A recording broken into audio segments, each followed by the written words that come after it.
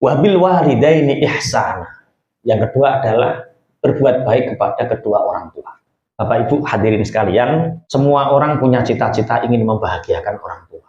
Saya jamin, semua orang punya cita-cita itu. Sing Joko perawan mesti duwe cita-cita. Mbok nggak usah khawatir.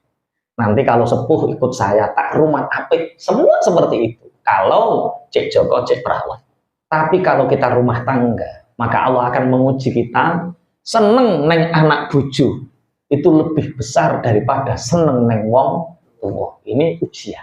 Misal ada anak sakit, kira-kira orang tua bisa tidur nggak? Nggak bisa, wong anak sakit. Dibalik, kalau orang tua sakit, anak bisa tidur. Nah, neng sing ngorok barang, Pak. Banget temen. Nah, itu ujian. Makanya kalau kita ingin hidup berkah, bahagiakan orang tua. Orang bermasalah dalam bisnisnya, kebulut utang, ruwet, pasti masalahnya satu. Hubungannya dengan Allah nggak terjaga, hubungan dengan orang tua, keluarga nggak terjaga. Kalau masalah dua ini belum selesai, jangan harap urusan bisnismu selesai. Carut marut. Hari ini yang masih punya orang tua, Mas Faros masih punya orang tua. Bahagiakan orang tuamu, hidupmu berkah. Ada yang tidak punya orang tua? Yatim, ada yang yatim? Mas Firman? Yang ibu. Hanya ibu. Oh berarti sama yatim brewok ya Ustaz. Enggak, maksudnya yuk ditinggal. Berarti surganya masih ada ibu. Yang masih punya orang tua, bahagiakan orang tua. Yang sudah ditinggalkan orang tua, bahagiakan orang tua. Caranya bagaimana membahagiakan orang tua? Menyambung silaturahim orang-orang yang dekat dengan orang tua. Pak D, Pak Lek, min sanan, min duan, atau kerabat, atau teman baiknya orang tua kita. Silaturahim, orang tua kita akan bahagia. Nah sekarang itu mulai zaman di mana ada tiga hal. Orang itu keberkahan hidupnya akan hilang. Tahu keberkahan, ziyadatul khair itu namanya keberkahan. Semakin baik kehidupannya, itu keberkahan. Kalau orang kehidupannya tidak semakin membaik, hati-hati. Keberkahannya hilang. Gajinya besar, tapi lapang hatinya sempit. Itu tanda keberkahannya dicabut. Bisnisnya besar, uangnya banyak, tapi uripnya ruwet sama istri, sama anak, sama keluarga, ruwet. Itu tanda dicabutnya keberkahan. Apa yang menyebabkan kehidupan itu dicabut keberkahannya? Ada tiga. Yang pertama, aqul walidain. Orang yang berani kepada kedua orang tuanya. Siapapun kalian, tek presiden, tek gubernur, tek konglomerat, kalau dia menyakiti salah satu hati kedua orang tuanya, dijamin orang itu dicabut keberkahan hidupnya. Untang panting, ngurusi awak dewi gak toto. Apa nih ngurusi masyarakat. Aqul walidain. Makanya wong Jawa-Jawa biyen nek muni. Kowe ku rasa mikir longan, ngerti longan? Longan itu seperti ini. Ini bawah ini longan. Kalau Surabaya apa namanya? Kolong. Iya. Longan, kolong. Kalau ingin buat kolong, nggak usah mikir kolongnya, tapi buat saja mejanya, buat saja tempat tidurnya, maka kolong akan tercipta, terbentuk. Kalau kalian ingin bahagia hidupnya, ojo mikir uripe sampean. Mikir wong tua. Walaupun kita hanya apa ya jenenge abang-abang lambe. Tanya masalah sama orang tua, Bapak ingin apa? Kalau bisa dipenuhi, kalau nggak bisa cukup dijanjeni. Tapi jangan PHP. Orang tua itu kan tiga, Mas Zen. Orang tua itu tiga. Satu orang tua yang melahirkan, dua mertua yang memberikan anaknya, tiga guru kita. Itu orang tua kita. Kalau Mas Zen baru dua. Kan belum punya mertua. Baru orang tua dan guru. Nanti mertuanya belum, masih OTW.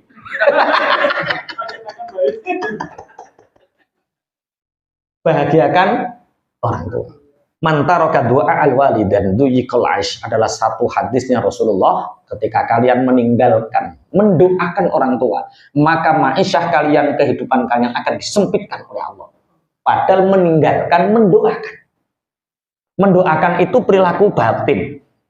Apalagi meninggalkan secara zahir. Tidak pernah ngasih orang tua. Donyikol aish, pasti disumpek ke uripe. Makanya sebisa mungkin apa yang kita berikan kepada orang tua. Perharian ada, mingguan ada, bulanan ada, tahunan ada. Apa yang kita beri kepada orang tua kita? Jangan-jangan kita nggak pernah memberi apa-apa. Hari ini apa yang kita berikan kepada orang tua? Kok meneng baik? Seminggu ini apa yang kita berikan kepada orang tua?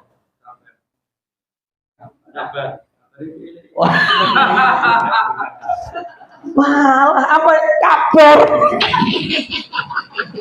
Ya wis rapopo lah, wong mampune cek ngekeki kabar wis rapopo. Tapi karena al-ajr biqadri ta'ab, pembalasan Allah itu sesuai dengan jerih payah kita. Orang memberi kabar itu payah enggak? Tidak, berarti balasan Allah terhadap kita ya sesuai dengan itu. Bagaimana nak kabarnya? Alhamdulillah Bu bisa ngasih kabar. Oke, kalau sebulan kita nggak ngasih apa-apa itu sudah banget lah. 1 bulan minimal kita ngasih orang tua. Kalau orang tua kita sudah mapan, seberapa sedekah kita? Jadi begini, saya itu nikah tahun 2007, itu tanggal 1 Rajab. Pas awal-awal pernikahan, bedanya santri dengan orang luar itu beda, Mas. Kalau santri nikah itu ya nggak kenal namanya santri.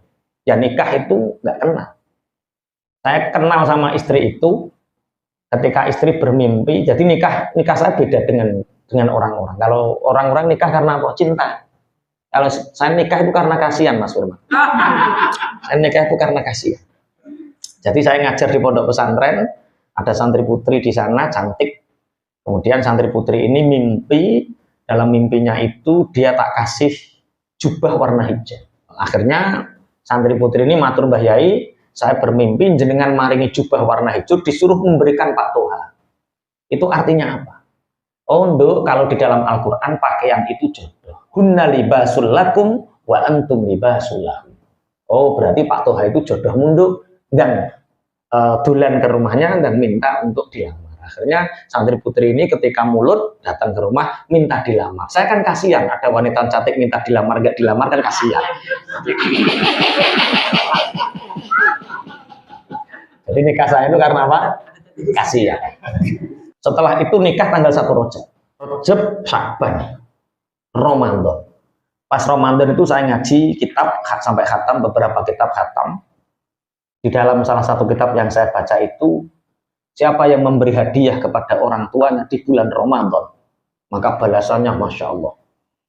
Ketika itu saya langsung ingin praktek, tanya sama istri, Dik, ya Mas. Itu karena masih pengantin baru, panggilnya masih Dik dan Mas lah. Kalau sekarang kan Abi dan Umi. Nah, pripun Mas? Uang tabungan kita berapa, Dik? Dilihat, 300.000 Mas. 300.000. Lah kenapa Mas? Ini ada hadis bahwa Ramadan ini kita ngasih hadiah orang tua kita. Lah piye Mas duitnya 300? Gak apa-apa kita ambil separuh. Berarti separuhnya berapa? 125. Akhirnya saya pergi ke pasar, di sana ada toko Warsam. Namanya tokonya saya hafal betul. Toko Warsam Bungkal. Saya tanya, Pak pangapunten, emas sak gram sing paling murah pinten? Soalnya nek gak paling murah kok keblondrok. Tak ancang-ancang paling murah. Anu Mas 125.000. Pas Mas. Beli cincin 1 gram 125.000. Malam 25 Ramadan tak kasihkan ibu nangis buku-buku. Dirangkul aku, ya Allah nak sama nocek nganten anyar urung pinter golek duit. Lah kok duit wis kok kan aku tumbas emas 120.000 nangis. Akhirnya masih perjuangan. Di tahun pertama menikah betul perjuangan. Perjuangan Ramadan yang kedua masih tabungannya masih sama. 125.000 tak belikan cincin yang pertama, tak tukar, tak tambahi 2 gram. Nangis Mas. Masya Allah. Lah tahun ketiga saya bisnis hijab. Saya mulai belajar bisnis, kemudian bisa alhamdulillah bisa beli mobil dan lain sebagainya di tahun ketiga pernikahan. Makanya bagi yang terlambat nikah, cepet tahun ketiga ben cepet. Ya, kalau nggak nikah berarti nggak cepet ketinggalan. Iya. Betul. Janjinya Allah, iyakunu fuqara'a yughnihimullah. Kalau kalian miskin, segeralah menikah, kamu akan dibuat kaya sama Allah. Orang yang omsetnya 1 miliar tapi nggak nikah-nikah, itu kata Rasulullah miskinun, miskinun, miskinun sampai dulan 3 kali. Wong duwe omset 1 miliar, gak duwe bojo, itu tetap miskin, miskin, miskin. Bagaimana wong punya 1 miliar kok miskin? Sak penak-penake duwe 1 miliar Mas, gak koyo penake kumpul bojo, Masya Allah, nikmat. Iya Mas. Iki wis ngrasakno kabeh to. Ya. Akhirnya tahun ketiga itu ibu tak daftarkan umroh. Bapak tak daftarkan haji, ibu daftar umroh. Masya Allah, nangis gak gara-gara. Tahun keempat, alhamdulillah ekonomi makin bertumbuh, makin bertumbuh, makin bertumbuh. Sehingga ngasih uang 3 juta 1 bulan biasa, 5 juta biasa. Dan tak kasih 3 juta, 5 juta, nggak nangis. Pernah tak kasih 10 juta, plek, nggak nangis. Lah kok tambahan nangis ki piye? Yang 125.000 nangis, yang 10 juta nggak nangis piye? Akhirnya beberapa waktu kemarin, ibu itu riwari. Yang ada hanya saya. Tak tanya, Mas dosi sinten lah ya? Golek kang santri lho, kok gak ono kabeh, kok ngaji, kabeh kok mulang ngaji, gak ono sing nganggur. Loh, aku nganggur. Lah enten opo? Anu keluargane bapak ngono sing ninggal kepengin tasya. Ayo tak tumpak nih sepeda motor, ngerangkul kula, nangis gak karuan. Ya Allah, nah, lah sampean sibuke kaya ngono kok cek sempat nganterno ibu, nangis. Oh ternyata orang tua itu kadang dikei dengan uang nggak mempan, tapi butuhnya perhatian. Berarti bagaimana cara membahagiakan ibu, bagaimana cara membahagiakan orang tua? Caranya apa? Tergantung kondisi. Kalau butuhnya maisha keuangan ya kasih uang. Mertua juga gitu. Kalau mertuamu butuh sajen, kei sajen, meneng. Ada yang punya mertua cerewet, sajennya cukupi, meneng cep kei iso cerewet. Jadi kalau mantu geger karo maratuane iku tandane mantune medhit. Sajene maratuane urang. Cukupi sajene menencek. Iku tapi nek kurang maisha, karena ada yang kekurangan kasih sayang. Coba ada mertua, ada orang tua duduk plek di sebelahnya. Pripun Pak kabare? Ngobrol, Masya Allah. Itu termasuk birrul walidain. Ayo, yang pertama jaga tauhid. Ini pesannya Allah sama Bani Israel, pesan Allah dalam Al-Quran kepada kita, jaga tauhid. Yang kedua, berbuat baiklah kepada orang tua. Karena orang yang aqul walidain itu akan dicabut kehidupan keberkahannya. Yang kedua yang bisa menghilangkan keberkahan hidup, yang kedua adalah ba'idun min majlisil ilmi. Jauh dari majlis ilmu. Orangnya kaya, jabatannya tinggi, tapi kalau jauh dari majelis ilmu, maka keberkahan hidupnya dicabut oleh Allah. Pernah sahabat itu didhawuhi Kanjeng Nabi, ketika kalian melewati Raudhatul Janan, taman-taman surga, maka sempatkanlah untuk duduk di situ, untuk mulazamah di situ. Sahabat bertanya, apa itu Raudhatul Janan? Taman-taman surga itu apa ya Rasulullah? Rasulullah jawabnya halaqatuz dzikri, yaitu halakoh atau pertemuan zikir. Zikir itu sesuatu yang menyebabkan ingat kepada Allah. Termasuk halaqatul zikir adalah majlis-majlis ilmu. Yang ketiga yaitu aklul haram. Orang yang memakan harta haram, keberkahan hidupnya dicabut oleh Allah.